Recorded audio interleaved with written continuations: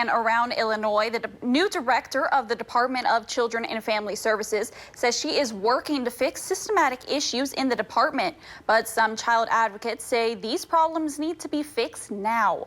Our Sinclair sister station's Julia Rozier spoke with a child advocate. She joins us now with more. Julia. Director Heidi Miller testified in juvenile court last Thursday about some of the issues the Department of Children and Family Services is facing with children being held in facilities longer than necessary.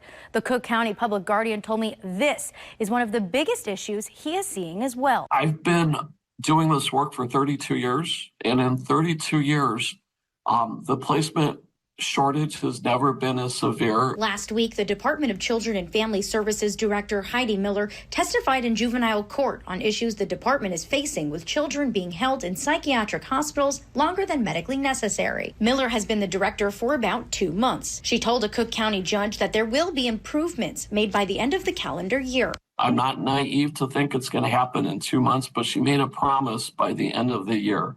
And I've written it down in my calendar, and I plan to hold her to that promise. Goldberg says in 2023, 330 children remained in psychiatric hospitals beyond medical necessity for an average of about 3 months. The average age was 12. That's horrible.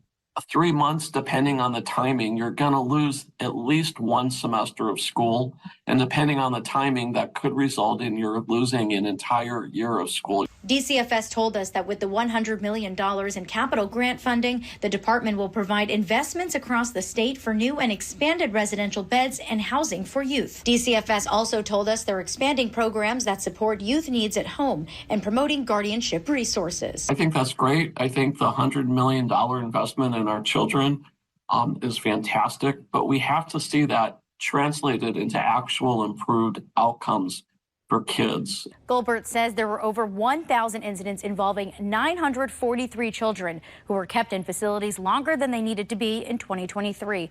In studio, I'm Julia Rozier. Back to you. Thanks, Julia. And Goldberg also said that in 2022, there were 905 children kept longer than medically necessary.